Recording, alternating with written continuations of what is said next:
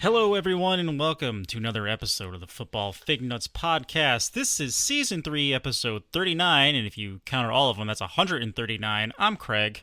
My name is Britt. Craig, how you doing? I'm doing okay. So we are back. Go ahead. I was saying I did some baking today, so I'm all right. And yet none of like it is at actual my house. Baking, like cookies and bread, not the other kind of baking. Okay. Wow. Okay. So did you make this stuff from scratch? The bread, yes. The cookies, no. It was store-bought cookie dough that in little balls that I just baked. Okay. Fair enough. Still more than I did today.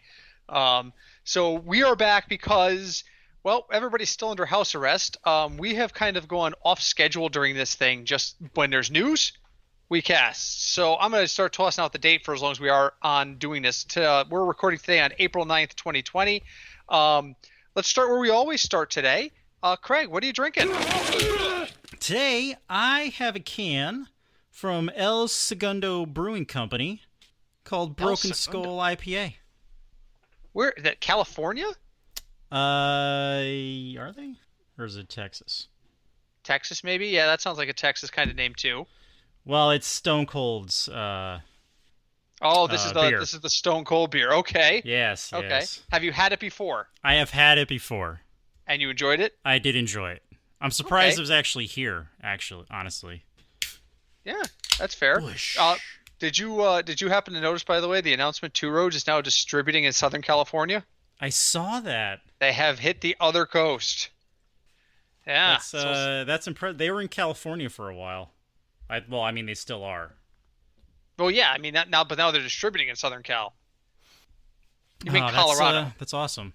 And Colorado, yep. Yeah, Colorado's what I think you meant to say there. Yeah, that's what I meant, Colorado. It's because I was still looking at the can. That's my fault. That's fair. Today, I am going sober because, again, very open on this. My anxiety has been crazy, and usually when I have a beer or two and I'm feeling anxious, that's the night I have dreams that I'm in the circus and need to escape because they're coming to murder me. I'll tell you, my brain chemistry is not a fun place to be at times like these. So, in the interest of my own mental health and my encouragement to everybody else is make sure you're taking care of your mental health during these very crazy times. I have a Diet Pepsi. Excellent. Which I will gladly And enjoy. just to verify, it is in El Segundo, is in California, as we thought. Okay, that's... You know why? It's because Stone Cold is so tied to Texas. That, and his show's in Texas, so that's why called my the brain Texas just went Rattlesnake. Yeah. Was one of his nicknames. Yeah. So, all right, well, let's talk about some hot takes going on. You going to give or receive today? I will receive. Okay. So I've got a couple of different things, a lot of draft stuff to talk about, and we're going to finally finish our coverage of the AFC West today, which are our Super Bowl Day Super Bowl Day drinking ideas. I swear I'm not drinking, folks. But my first question for you. There is an article today in The Athletic. The Athletic. The Atlantic is a political magazine. I swear I'm sober, folks. Just tired. The Athletic is reporting that A.J. Green says he is, quote, fully healthy and is ready to play this season in the 2020 season. God willing, we have a season and all this crazy virus stuff comes to pass. Craig, where is A.J. Green? And again, we're recording this in April, so there's a lot that can change. But knowing that A.J. Green is healthy, does that put him at the wide receiver 1 or 2 status for you? For me, well, I mean, it's a biased answer, but if he is 100%, I think he goes back up to 1. Really? Not Michael Thomas 1. I guess you can say he's a mid-tier 1, but yes. Even though that it looks like there's going to be a change of quarterback. Yes, because if their new offensive line holds together, I think it's going to be a really good combination. Okay. I'm going to put him in the wide receiver 2 ranks because we haven't been able to see him stay healthy because there's a change in quarterback. And here's the biggest thing. Not only is he coming back all the stars are lining up against him. He's coming back off of a major injury where he lost almost an entire season, or he did lose an entire season. He's coming off of that. His quarterback has changed. He's going to be playing with a new guy for the first time in who knows how long. And 3, we don't think there's going to be OTAs and things of that nature during this offseason. We may not see they may not have a lot of time to practice together because of all the stuff going on with coronavirus. So I think it's kind of a perfect storm to kind of hold his numbers down in 2020. So that's why I'm going a little lower. He might be even a wide receiver 3 when it's all said and done. He might not finish in the top 24 wideouts, but I'm going to put him in the wide receiver 2. We're really going to have to see, we in theory, sitting down in July and August and, well, mainly August and September to do our fantasy drafts. We're really going to have to see how much practice and off-season activity has taken place before we can really rank a lot of these guys. We typically start our season off with our rankings in July. I'm just going to float this out there right now. We might have to consider pushing back our rankings into like the second half of July, maybe even first week of August, just because we're going to need that extra time based on how much football activity is actually able to occur. That's true. That is very true. That's a good point. Yeah, right. We don't even know if a season's going to happen. So I think a season's going to happen, just like I think a baseball season's going to happen. I think baseball may only be like 30 games this year. That's entirely possible. Which means, what about the NFL? What if can they have like a 8-game season? Like they can. They've done strike shortened seasons before. It's possible for them to do it. Is it worthwhile to do it? That's up to them. From the owner's perspective, it's any money they can get, they're going to get. And just think about this. I want you to think about this for a second. You're a Yankee fan. Yes. How expensive is it to go to a Yankee game right now, ticket-wise? Like 2019. It is very expensive. Now, I mean, unless you get, really upper tier cheap seats, but generally it's expensive. Yes. Okay. And if you get those upper tier seats, they're still hard to come by because the Yankees are a big draw. Or usually when I go to the Met games nowadays, I have our contributor Sean has season tickets. He has like a Saturday package, so he goes to a lot of games. But I go when they're like, it's the 22nd of May, all tickets are $22 for the next 6 hours. It's flash deals and stuff like that. Or when I tend to go to New York sporting events, they're not going to have to do that this year if they have a shortened season. If the Mets are only playing 20 home games, the Mets and Yankees are going to sell out all 20 of those games. People are going to be clamoring to go. That's true. Or actually, after all of this, you think they will? Yes, because I think people will be desperate for a return to normalcy. Fair. People will want things people want things that get them out, that they're used to doing. They'll want to feel normal again. Now, here's the other thing. I have no idea what Citi Field and Yankee Stadium hold off the top of my head, but can you, not knowing where we're going to be in terms of social distancing and stuff, can you sell every seat? Do you have to sell every other seat to encourage some spacing? Do you sell every other row? I mean, we don't know what that's going to look like. I don't know. But for high demand cities like Chicago, I'm talking high demand baseball cities, Chicago, New York, the Dodgers, DC, believe it or not, the Nationals are a draw.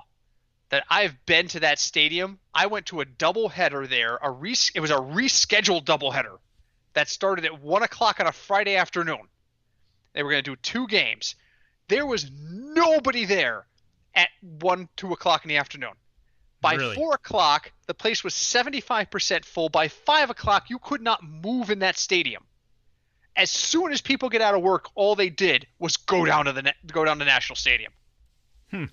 It was people, and by 7 o'clock, 8 o'clock, by the time the second game was probably in like the 6th or 7th inning, it was dead again. People come down. It's like a meeting place. It's where people came to congregate after work. I saw people in suits who were walking around with a beer. It was kind of like a happy hour kind of atmosphere. So those places will draw. It'll be interesting to see. So, all right. So all that was based off an AJ Green question. What have you got for me? Um, so I just saw this before we started recording. As you know, and now this is not to upset Cinch because I'm going to mention Tom Brady. Uh-oh. Tom Brady went to Tampa Bay. Yes. Tom Brady had to get a house Yes. to live in while he goes there. He's renting a house. He is Yes. renting Derek Jeter's mansion. Yes. Now, as you can imagine, Derek Jeter, in his time with the Yankees, made a considerable amount of money. Well, he's a partial owner of the Marlins now. And he because of owns it. the Marlins. So Yeah. he's, not money is not an issue for him. Correct. So this mansion is very large. It's right on the water. I saw the aerial. Yep. It's on the saw the water. aerials. It has a dock for your bone boats and whatever. Tom Brady has realized that this is now a privacy issue. Because he said people are driving up to the dock to try to take pictures of him and his family. Yeah. Miami is not the same, the Tampa, Miami area, Florida is not the same kind of privacy as you get in Massachusetts, Tom. So what do you It's think? not. Should he stay there? Should he move? Should he put up ask Derek Jeter if he could put up a fence, maybe some sea mines? He'll probably get some security. And he's renting. He's probably. I mean, the question is, does he plan on living there full time? He had property in Massachusetts that he sold. He was linked to property in Connecticut, which turned out to not be was something he was looking at, but actually did not pursue. The question is, he'll buy a house if he plans on staying there. Now, and that I think the Jeter thing is potentially a short-term solution. I think it's a short-term solution. I think this is going to be he and his family are going to go down there. They're going to see how they like it. He's going to play 2 or 3 more years. If so, and Tampa wants him and he wants to be there, then yeah, he'll buy a house. But I'm not reading too. It's a culture adjustment. It's a major culture adjustment. True. You went to college in Michigan, which is very not New England, but it's cold and it's remote, and people tend to mind their own business. You played in Massachusetts, where people tend to be, very much kind of New England, stubborn, mind your own business kind of people. Right. Florida is not like that. True. Florida is all surfer kids and old people. And that's very stereotypical, and I apologize if I just offended anybody with that. But that's what Florida is. You're not going to find privacy in Florida. That's not how the culture of the society is down there. So I don't know. I don't know what he was expecting. Did he expect he was going to bake muffins for his neighbor and be like, that's it, everything's fine? I mean, no. What are your thoughts? I don't think he's put up a fence. Yeah, no, I think he's going to have to, just what you said, realize that stuff is different down there, which, I'm sure he may have known that already and just not thought about having a dock in his backyard. What would happen? So yeah. Maybe he'll put up a fence, but we'll see. Yeah, we'll see about that. All right, so my last question comes, and this one technically, I'm going to be honest, this one's not technically a burning hot take because Craig's the one who sent me this. So I just don't want – I have other stuff on my list, but it's all draft stuff, and I want to keep that separate. A restaurant in Chicago has put up a sign that is encouraging social distancing and using a very topical example on how to do it. Mm-hmm. I'm going to read the sign for our listeners because Craig's already seen it. During this coronavirus outbreak, remember to remain at least 10 feet away from others. If you're wondering how far that is, picture a Bears wide receiver and then imagine where Trubisky actually threw the pass. The distance is about 10 feet. Craig, fair or foul? They put up that's harsh. Is that fair? For Chicago, yeah, that's fair. In Chicago, no problem with that. Is that because it was in Chicago, or I would say New York? If it's in one of those two markets, I'd say that's fine. Or That's Philly. not overly harsh. Philly. And Philly. Philly would be worse. Add a third one. I'll add a third one to that. Philadelphia, they're unforgiving there. Those people no. So So because did you watch the clip they're referring to? Yes, there's one of the ones where the receiver is nowhere near it, and it ends up in a tiptoe interception. Trubisky's accuracy is terrible, and there's no question Trubisky at this point he's looking over his shoulder. Is Trubisky done? No, he's not, and I'll tell you why. Because They've brought in a guy they think will be his successor. This is bringing in Tannehill to pressure Mariota. This is exactly what Tennessee did this year. Tennessee said, we have a team that can win now. Our quarterback is supposed to be a franchise guy, but he's never been that. So we're going to hedge our bets. This is everywhere Ryan Fitzpatrick has ever gone. This is Ryan Tannehill going to the Titans. And that's what this is. This is what Foles going there is. You are looking over your shoulder. And it's not that, and not every quarterback that ends up in a scenario like this struggles. The Chiefs draft Patrick Mahomes, and Alex Smith wins 14 games. True. They have a great season. He ends up getting parlay. He knew the writing was on the wall. He was playing for his next gig, but he saw that. He saw that. This is a little different in that they didn't draft a guy to replace him. Nick Foles is clearly not, air quotes, the future, but he is the potential present, like Tannehill is. And so this is a clear shot to Trubisky. And this restaurant, I'm going to say it's okay. It's harsh, but I'm not going to blame the restaurant because they're right on about this. Agreed. So. That they are right, especially if you watch the clip. Yeah, exactly. Okay, so I want to move on because there's two major topics I want to hit tonight. I've got some draft stuff, and we've got the AFC West. I guess we can always put off the AFC West because we are actually on a time constraint tonight. I have a date this evening with my wife. Oh. So, yes, we're doing an online trivia event. Oh, so fancy. Yeah, it's very fancy. Let's talk about the NFL draft because it's what, like a week away? It's a week away. When is the NFL draft? 2 weeks away. 20 something. I'll ask Siri. When is the NFL draft? 3 days. It's 3 days from now? No, it's over the course of 3 days. When is the NFL draft? Siri, wake up. Siri, when is the NFL draft?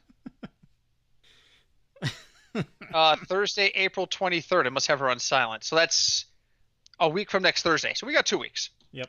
We got 2 weeks from today to the NFL draft. Okay. All sorts of stuff going on. Let's start with the first thing, which was that the draft is going to be virtual this year. Yep. All sorts of concerns about this. There is, because I would just like to point out a lot of people don't even know how to use their phone. So this is a problem for me. I'm going to rant on this. Now you have people who are going to have to use a computer to do draft picks. And my concern is Mike Brown is going to sit at a computer, try to log into his Juno account, and miss the clock and draft someone we've never heard of. I have an issue with this. You're absolutely right. Ladies and gentlemen, it is 2020. If you are not retired and you are over the age of 6, you need to have basic IT comparative to your level of need. 7-year-olds can run an iPad and have school from home during this virus. There is no reason that a 50 or 60-year-old coach, owner, scout, any of those folks should not be able to use a basic technology. There's Welcome no to excuse. My life. I know, this is what Craig does for a living. There's no excuse anymore. You have to do this now. You have to. At my agency, we had a woman who retired last year who still typed out forms with a typewriter. Wow, you had a working typewriter?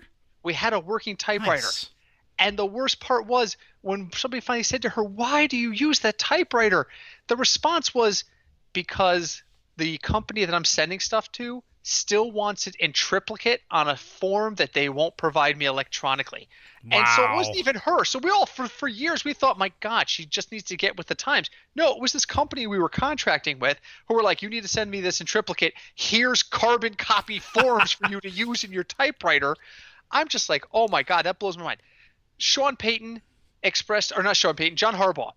expressed concern about IT professionals coming into his house and hardwiring a computer so that he could participate in the draft because he's worried that person is bringing the coronavirus into his house. I mean, he could test him before, or he can leave while he's there. Why do you need an IT professional to come into your house? Yeah. You guys are all using Microsoft Surface tablets on the sidelines. I've watched it. All of you are using it. They used to be iPads. Now They they're used to be Surfaces. iPads. Every chance I get on watching an NFL game, I'm seeing a coach running fingers across screens and talking about plays. This isn't hard. Here's what you do. I'm going to solve it for the NFL right now. Roger Goodell, here's what you do. You send Surface tablets to every single person, preloaded with remote access software.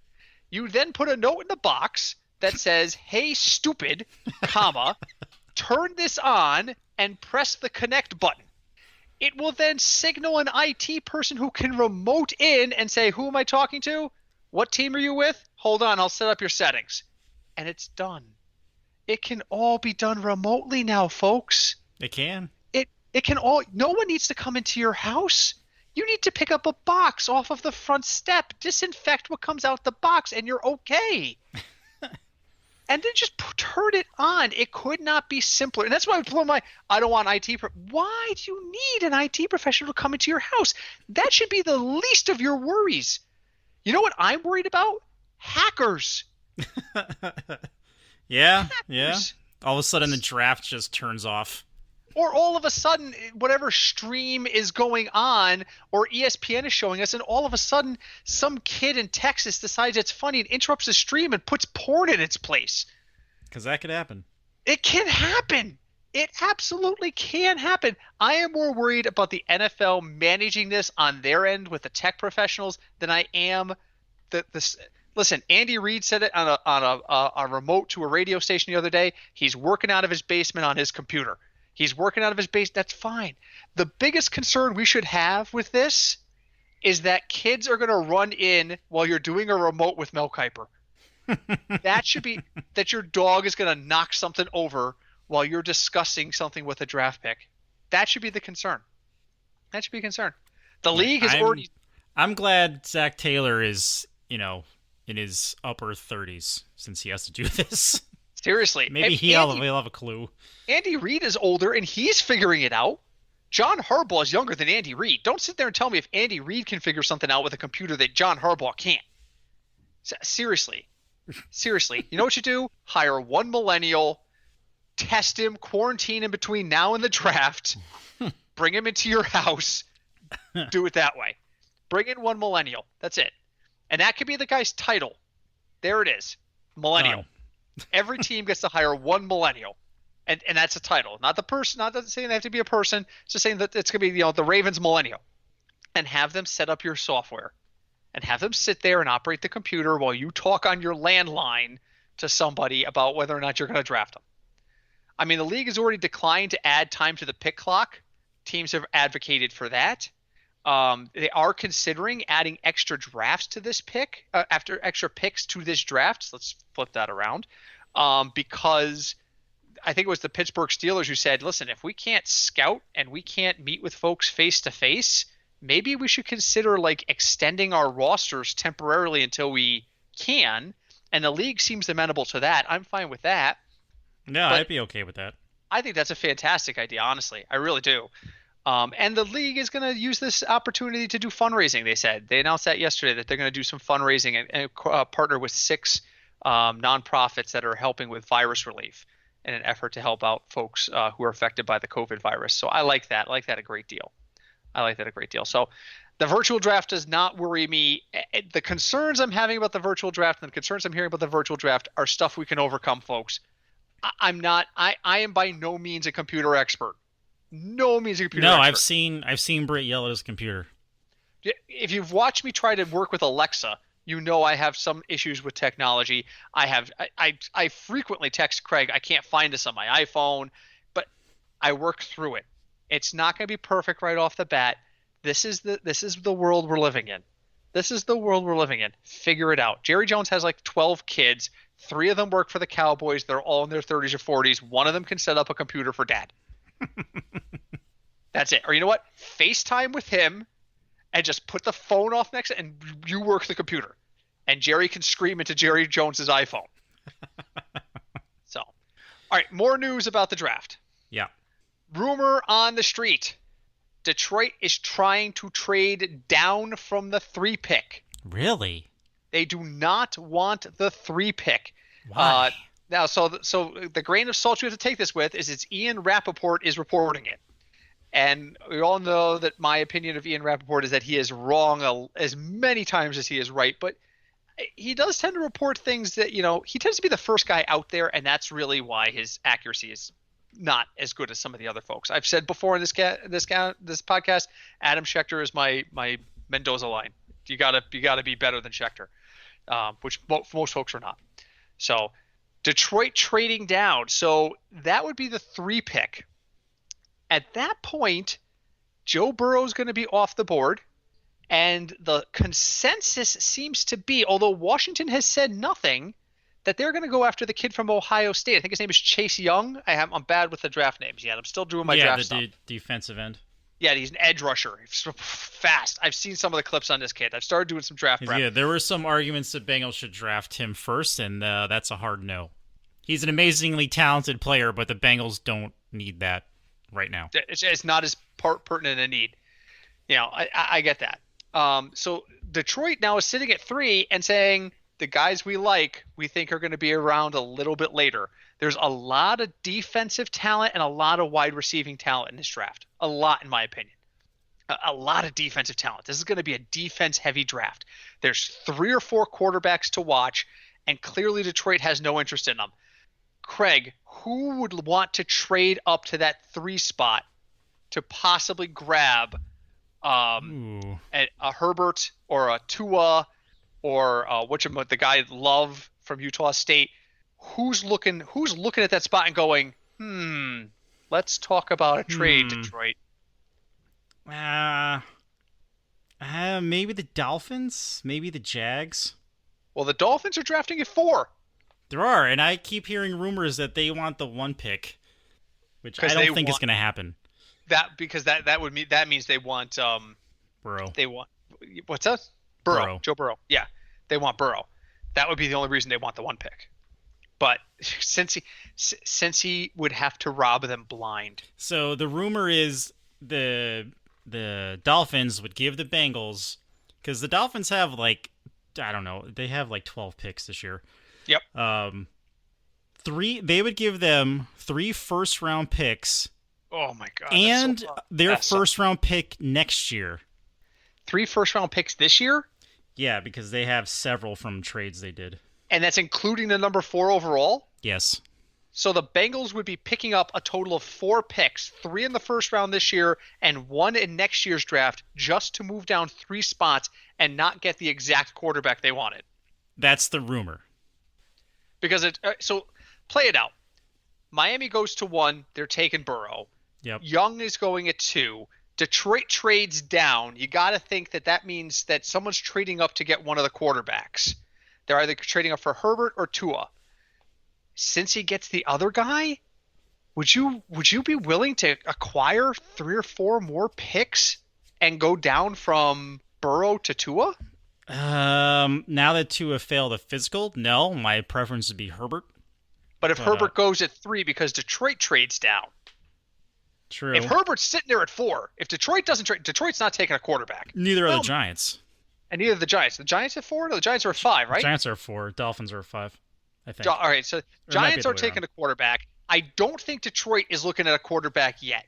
I don't think they'd be looking to trade down if they wanted to draft quarterback this year. So, it's just I'm not convinced Burrow is going to be that rock solid. If you could convince me that Herbert's going to be there at 6, I would say do it in a heartbeat.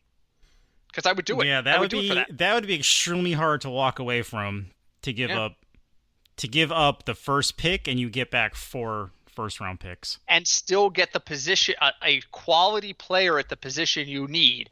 I mean, using the Madden scale of 1 to 100, people are pricing Burrow at like a 95 out of 100, but Herbert's probably like an 89 or a 90. He's not like a significant drop-off. He's probably not as good, but, again, don't forget, Mitchell Trubisky was higher rated than Patrick Mahomes in the draft. That's right, Sean. Remember that. Mahomes was passed over by several teams. So I don't Yeah. know.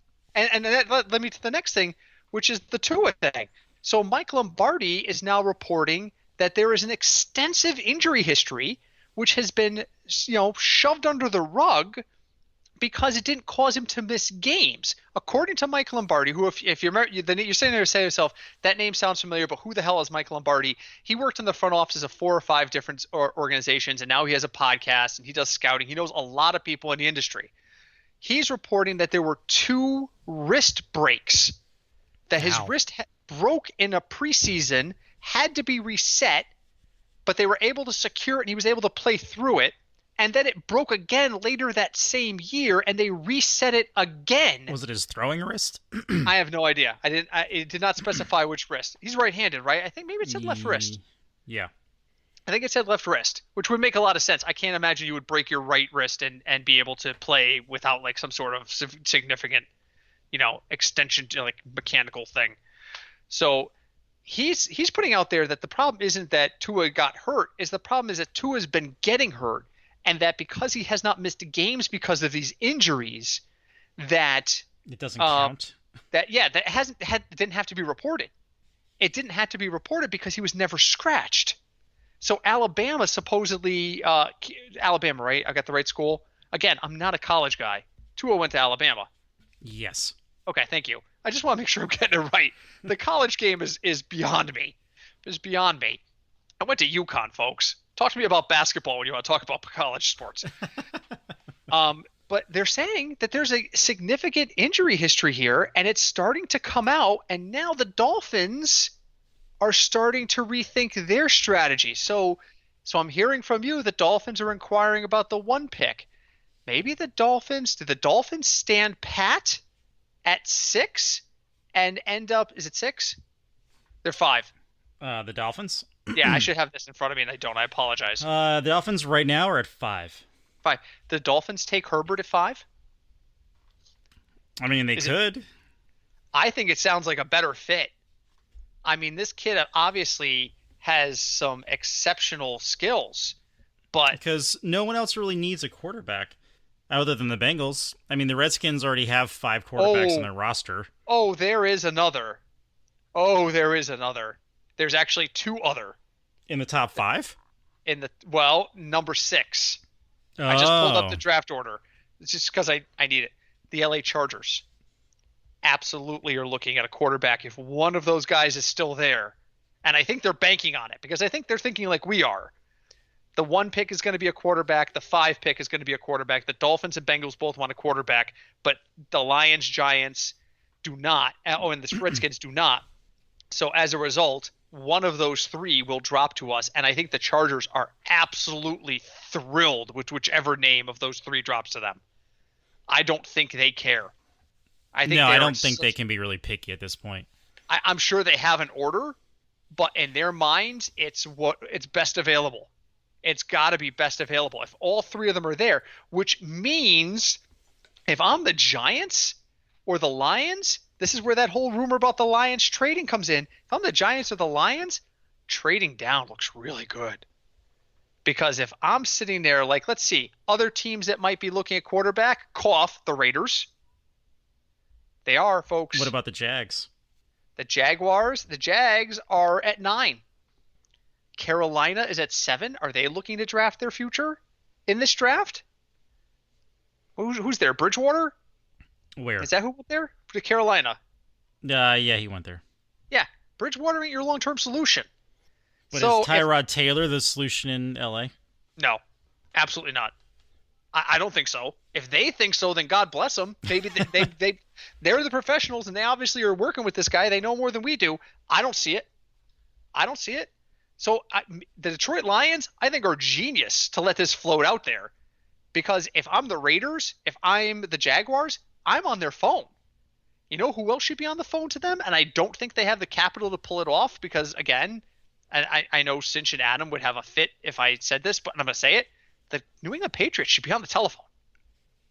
They should. They probably don't have the draft capital to make it happen, but a rookie quarterback would help with their capo so well. That would.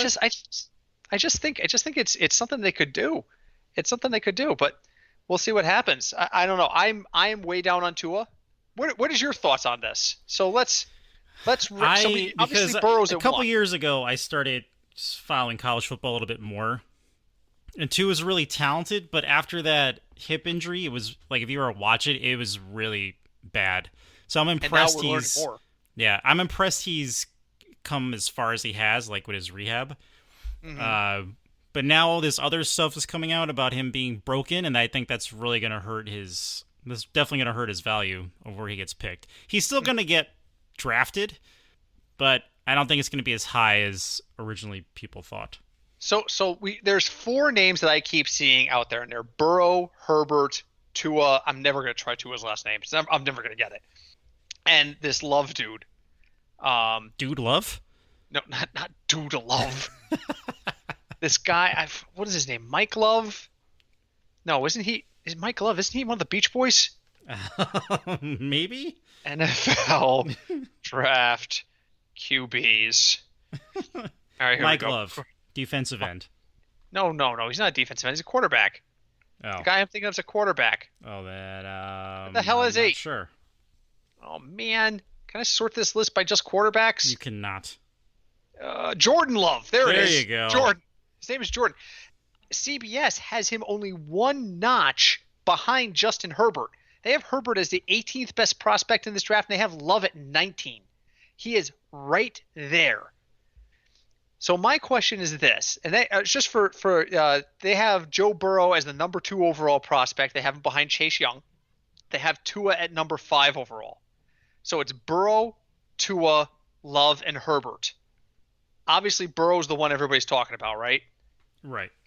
But who do you put at 2? Do you put Herbert at 2 because you're worried about Tua? I would have to now. And now the question becomes, are you so worried about Tua that you put him behind Jordan Love? I would have to see like medical reports I don't and, think and Tua. I don't think physicals. Tua falls that far. I don't think he falls that far. I think Tua is going to end up being the 3rd quarterback taken. I think he's going to the Chargers. I think you're going to see Jordan Love end up sliding down to the Raiders, and then you're not going to hear a quarterback's name for about 3 days. Oh, I'm looking down the list. Well, the next quarterback on the list in terms of ranking is number 41 is Jacob Eason out of Washington. So in theory, 2nd round. I think he slides. I think he ends up sliding just because there's so much depth at all the other positions, and it's going to be tough. It's going to be tough. So, yeah. So, yeah. That's what I've got so far for the draft. I have started I looking at the just draft. actually I just saw a headline saying that AJ Dillon is going to go in the 3rd round. A.J. Dillon. I don't see that at all. I'm trying to remember who A.J. Dillon is. Don't tell me. At okay, Is he he, wideout? no, No? Who no. is he? Yeah, he played for Boston College. He's a junior. He rushed for 1,600 yards. The running back? Yeah, I'm not even seeing him on this list. I'm shocked. I'm not even. Unless there's I another must reason I don't, a reason I'm not aware of, but I can't see him going that late. prospect ranking. Oh, here we go. I can sort this. Oh, it's so stupid.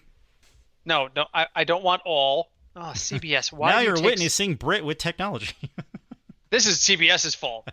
The frickin' page is still loading because it's insisting I watch some sort of stupid video for Reese's mini eggs. Well, do you want them now? Oh, I do. Well, I have some in the kitchen, so Oh, all right. I don't really need them. All right, here we go. Running backs. AJ Dillon, I've got him as the 11th best running back and number 155 overall according to CBS. Hmm. So that's way after. That's 5th round. Wow. That would be It's a little late. shocking to me. I mean, there's not a ton of running back. Jonathan Taylor out of Wisconsin is really strong He's gonna be the looking. first one that goes. Yep. DeAndre Swift out of Georgia, very strong. I'm kind of a fan of the Zach Moss kid out of Utah. I've seen him play a little bit. I thought he was pretty good. And he's wily for his size. He's only 5'9", 223. So he's more of a smaller fullback-ish. But A.J. Dillon's, he's got the prototype. He's 6 feet tall. He's 247 pounds. I mean, he should Because if you be look at like stat list, AJ Dillon mhm, was the fourth ranked quarterback in college last year, running back. I mean, running back. I just yeah, I just see I don't see a lot of running back talent in this pool, so I think that's going to help him No, slide. The highest, a lot of them are juniors. yes, and the highest ranked running back overall is Taylor at 32. There are one, two, three, four wideouts that are considered more or better prospects. I am very curious to see where CD Lamb goes out of Oklahoma. Hmm. I've watched a little bit of the tape on this kid. It's not hard to find tape on him because he catches everything you throw at him. He reminds me a lot of kind of a Randy Moss type. 6'2". He can just, I don't see him jump for a lot of balls. I did in the stuff I've seen so far, but he's got great Do you know hands. Randy Moss's son is going to the draft and he's a tight end? No kidding. Yeah. I'll have to look him up again. The other guy I want to mention that is Alabama's Jerry Jeudy. That guy again. That guy's going to be. I think he's going to be really, really good. Thaddeus Moss is a sophomore. He's coming out after his second year. I don't know. What would you Wow, do? that is What a year kid would who you just. go? Would you wait till your senior year? It would depend on my development. It would depend on what the league needed. That kid looked around and went, Jason Witten, really? I could do this. Hold my beer. I mean, I'm looking at the list of kids coming out of tight end. I mean, I don't know any of these guys. I wouldn't know Thaddeus Moss unless you said his name. I know Jacob Breland out of Oregon, but I think Yeah. he's as much a product of his Zach. system. What's his last name? In Michigan, he was pretty good. Zach in Michigan. Zach in Michigan, you're up next. Hello. I see Sean McKeon out of Michigan. Well, maybe he didn't go into the draft. I'm not sure. Oh, maybe not. But I mean, I'm starting to really look at some of the stuff. I am really excited about some of the defensive players in this draft. They're anywhere from 3 to 6 cornerbacks that could go in the first round. I mean, and they're all Trevon Diggs out of Alabama. I think is going to be phenomenal. Jeff Okudah out of Ohio State is, I mean, clearly the best of the bunch. But this is a great year. What do you think the Chiefs are going to draft? The Chiefs are going to look offensive line or defense. All right. No question in my mind. And they re-signed Rashard Breeland. So they signed him to a 1-year deal. I think that just happened yesterday. But I definitely think the Chiefs' first preference is probably defensive because they've lost a lot of their defensive guys. They brought in Frank Clark, and he's going to cost them. But they got rid of Justin Houston. They got rid of Ford. They've got to make some adjustments there. So, but Craig, we need to wrap it up because I have a date. You do. So on to final thoughts. Craig, what's your final thought this week? Final thoughts. Even though all the days start to blend into one long day, we do appreciate the downloads and hope Yes. it just it's a little put your mind at rest and take a break. I'm gonna embarrass my wife right now. She got up this morning and looked at me and went, "Is today Thursday?" And, any other time I would be like, "Are you developing some sort of memory disorder?" But no, I was like, "Yes, I had to remind myself today was Thursday as well." So no, but that's the days are blending together. My final thought is Craig and I, in an effort to try and break up the monotony, next week we are going to do a special Facebook Live event. Facebook tells me that I can do a live event with 2 different locations simultaneously. Really? That's the internet is telling me this. I found multiple videos on how you do it. All right. We will try to find out if it works. And we're gonna hold a live event next Wednesday, which would be the 15th, at 6 p.m. on Facebook. So go to our Football Fignuts podcast page, like us there, and you will start to see our notifications and get some questions ready because we're just basically going to do a live episode where we're going to plan a lot of flexible topics. And if people start writing in with questions, we're going to stop our flexible topics and start answering your questions. So it's very early to start talking about fantasy football, but listen, what else you got to do? That's true. I'm bored. It's very true. If I'm home and bored, you must be home and bored. So come join us and we'll be bored together. There you go. It's funny. I'll tell you one quick last story. The Bare Naked Ladies are all in different places. This is their downtime of the year. The spring is their downtime because they usually record in the fall. or fall, winter months, and then they have a big tour. So March, April-ish, they're usually with their families and doing their own thing. They logged on the other day, all four members of the Bare Naked Ladies in different locations, and played a couple songs together. And they opened it by saying, "We're doing this because we know people are home and bored, and we know people are home and bored because we are home and bored." And so if you're home and bored, come join us. Some lighthearted football talk. Bring your love of David Johnson. We will bring our hatred of David Johnson. Come on and tell us why you think Tom Brady is going to win a title with Tampa Bay. I'll tell you why he's not going to win a title with Tampa Bay. We will start working on those things definitely. And if you're desperate, bring us your dynasty questions. We will answer dynasty questions. Prepare for a bad answer. So There you go. with that being said, please leave us a review wherever you listen to us. Thank you for joining us. We will be back next week. We will do the live Facebook episode, and we'll probably do a regular episode at some point next week. In addition to that, we'll base that on the news. We're not going to keep to a set cycle during the outbreak, because if stuff happens, we're both available. We're going to jump on it. If nothing happens, then we'll just focus on the Facebook Live and see you guys then. Until then, my name is Britt. I'm Craig. And we are the Football Fignuts Podcast.